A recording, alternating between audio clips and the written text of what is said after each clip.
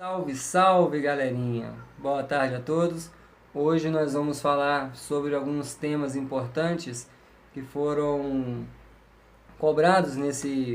trabalhados nesse quarto bimestre e que será objeto da avaliação durante o decorrer dessa semana. E o objetivo, como os amigos navegantes do canal Afasta de Mim Esse Cálice já sabem, que não é um canal somente político, é um canal também voltado para as questões pedagógicas e, sobretudo, na tentativa de auxiliar os alunos no seu processo de aprendizagem. E essa semana é uma semana importante em que algumas avaliações serão aplicadas. E a nossa avaliação, a avaliação de história, será aplicada às turmas do sexto ano. E o objeto de estudo dessa avaliação é a questão da desintegração do Império de Roma. Meus amigos, a gente viu na primeira parte desse quarto bimestre que o Império Romano ele se fortaleceu, ele se estruturou, ele se tornou um império em que havia, sobretudo, a tentativa de dominar outros territórios, e essas tentativas eram exitosas, né? E chegou um momento que o Império de Roma se desintegrou. E a questão principal é entender o porquê que esse império chegou ao auge e depois, em determinado momento, acabou sofrendo com um colapso que culminou no seu fim. E desses fatores é a questão da perseguição aos cristãos, né? O cristianismo ele se fortaleceu, né? Os princípios cristãos eles são completamente diferentes do que nós verificamos no Império de Roma, né? Os romanos eram politeístas, os romanos tinham crenças completamente divergentes, e os romanos obrigavam os cristãos a prestar reverência ao imperador. Obviamente que os cristãos se recusavam a fazer isso. Então, diante dessa recusa, os cristãos foram sumariamente perseguidos. E muitos cristãos foram torturados, muitos cristãos foram jogados no Coliseu para serem devorados por animais. A forma cruel em que a gente percebe que os romanos perpetuaram ao longo da sua história. E então, essa perseguição acabou também enfraquecendo o Império de Roma, né? Antes o poder estava concentrado de maneira absoluta nas mãos do imperador, agora não. Com o fortalecimento do cristianismo, a gente percebeu que os cristãos balançaram o alicerce daquele império, né? E diante disso, o enfraquecimento acabou sendo verificado em toda a sua dimensão, né? E os cristãos, eles são monoteístas, né? Nós vimos a questão dos hebreus lá no segundo bimestre, né? A crença num Deus só, ou seja, bateram de frente com os princípios religiosos do Império Romano, né? E, como eu já falei, aqueles cristãos se recusavam a prestar homenagens, reverenciar o imperador. Eles negavam a origem divina daqueles imperadores, né? E um fato importante foi quando houve a invasão dos povos bárbaros, principalmente dos germanos, aqueles germanos eles se converteram ao cristianismo. Então a gente percebe que com o passar do tempo a religião cristã se fortaleceu muito no interior do Império Romano. E quando os romanos perceberam que não poderiam mais bater de frente, eles criaram alguns mecanismos para tentar incorporar o cristianismo no Império Romano. Por exemplo, o Edito de Milão. O que era o Edito de Milão? Era um documento que fazia com que o Império Romano não perseguisse mais os cristãos. Ou seja, a partir desse documento, criado por Constantino, não teria mais perseguição aos cristãos. Muito pelo contrário, os cristãos passariam a ter liberdade de culto, liberdade religiosa, tão sonhada e tão planejada pelos cristãos. Então, não tinha mais a necessidade de se esconder, como muitos cristãos faziam para fugir da perseguição dos soldados romanos. Então essa primeira fase, esse primeiro fator foi fundamental para balançar o alicerce religioso, o alicerce cultural do Império de Roma. Então, diante disso, nós tivemos uma crise muito séria do Império, né? E quais fatores, quais elementos nós podemos apontar como fundamental para explicar essa crise? Primeiro, a barbarização do exército. Povos bárbaros passaram a fazer parte do exército de Roma. Por quê? Eles não estavam conseguindo se expandir como antes. O exército de Roma perdeu a sua força. Então, diante dessa crise, muitos bárbaros, como ostrogodos, visigodos, godos, vândalos, não precisa decorar esses nomes, mas esses povos bárbaros, eles acabaram sendo incorporados ao exército de Roma, né? Tivemos uma crise também na produção. Por quê? Os escravos que eram obtidos por intermédio da guerra, eles simplesmente não tinham mais, não tinha mais condições de se estabelecer. No sentido de que, quando o exército de Roma praticava a guerra, eles pegavam os prisioneiros e levavam como escravos para trabalhar no processo produtivo, ou seja, na produção. Agora não.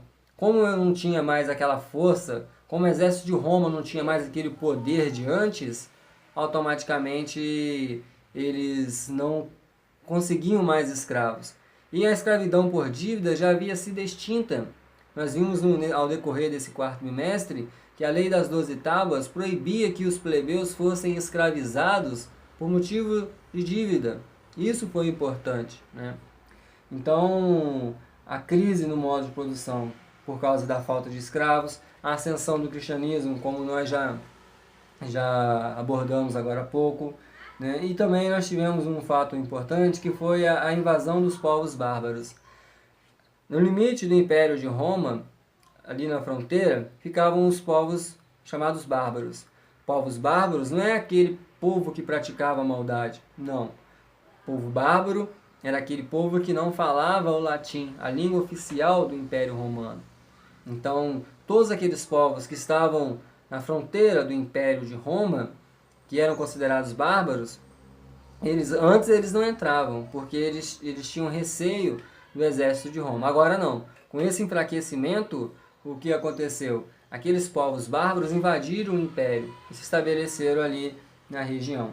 Muitos causaram destruição, muitos causaram morte, e o interessante é que essa invasão dos povos bárbaros acabou provocando o surgimento de novas civilizações, né? Novos povos surgiram a partir dessa invasão.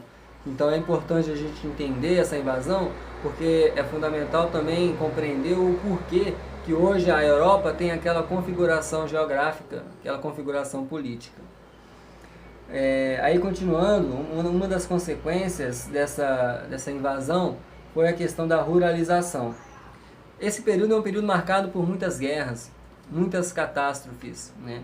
E as pessoas que não tinham condições de se manter, elas acabavam saindo da cidade e indo para o campo, para a zona rural, em busca de proteção, em busca de locais onde eles pudessem cultivar os seus alimentos.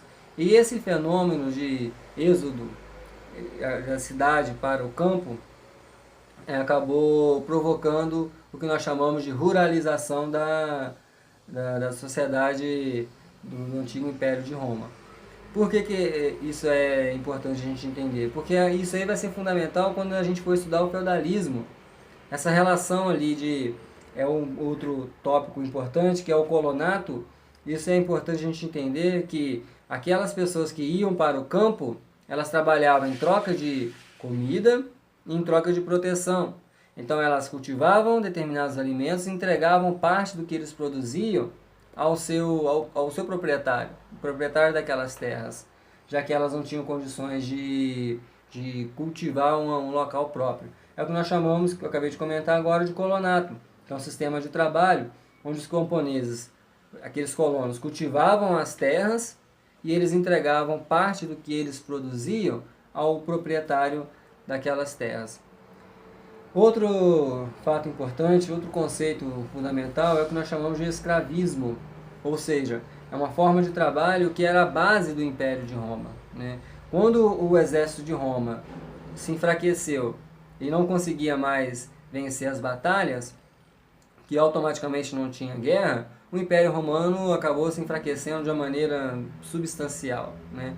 Porque os escravos eram que trabalhavam nas obras, eram os que trabalhavam na produção agrícola, era o que sustentava aquele Império de Roma, né? Nós também tivemos a questão iconoclasta. Essa questão é importante porque existiu uma disputa dentro do Império Bizantino entre aqueles que eram partidários do culto à imagem e aqueles que eram contrários a tal prática. Então essa questão iconoclasta acabou dividindo a igreja em determinado momento. E nós tivemos uma questão importante, depois que Teodósio acabou fazendo com que a religião cristã se tornasse a religião oficial do Império Romano, um fato interessante e fundamental também é que a partir daí nós tivemos também a divisão do Império de Roma. Nós tivemos a formação do Império Romano do Ocidente, cuja capital é Roma, e também tivemos o Império Romano do Oriente, cuja capital é Constantinopla, em homenagem ao imperador Constantino, né? Então houve essa divisão para que eles tivessem a capacidade de administrar aquelas regiões e evitar que os povos bárbaros continuassem com suas invasões. Então, para tentar manter a integridade do território, houve essa divisão. Repito, Império Romano do Ocidente, cuja capital era Roma, Império Romano do Oriente, cuja capital era Constantinopla. E nós tivemos alguns movimentos importantes, não vamos nos estender muito, porque se a gente for fazer isso a prova ficaria imensa. Uma questão importante diz respeito à revolta de Nica, que ocorreu no Império Bizantino, né? Foi uma revolta popular contra o aumento dos impostos, ou seja, o imperador, para tentar solucionar a crise econômica, a crise financeira, simplesmente aumentou a carga tributária. Então, aquela população se revoltou com relação a essa atitude arbitrária e também com a opressão dos governantes, né? Porque quando os governantes iniciaram todo aquele processo de concentração de poderes, acabou gerando a insatisfação da população, né? E nós tivemos, infelizmente, com esse processo de conquistas territoriais de Roma, um fato importante e cabe de observação é que foi um aumento do número de pobres. A população se empobreceu muito. O imperador não tinha condições, isso aí depois da política do pão e circo, não tinha condições de garantir o sustento.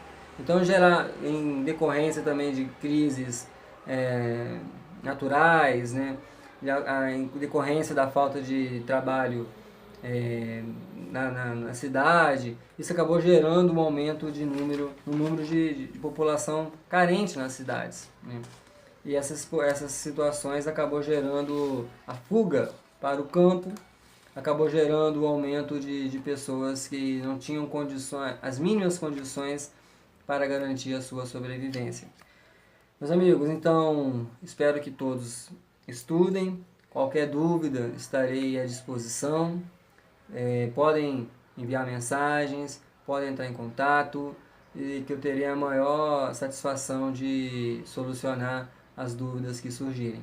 Um grande abraço a todos, estudem e se preparem bem para as nossas avaliações.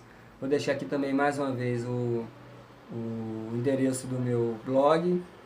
Lá vocês vão encontrar um material também para possam estudar. Depois também vou publicar a prova com gabarito para vocês realizarem a correção da avaliação em casa, tentarem entender o que erraram, o que está faltando aprimorar, para que nós possamos sempre buscar pelo conhecimento, porque o conhecimento é o que liberta o ser humano da opressão, liberta o ser humano das trevas, da ignorância, né? Para que nós possamos construir uma sociedade mais democrática, mais justa e mais igualitária. Um grande abraço a todos, fiquem com Deus e até a próxima. Valeu!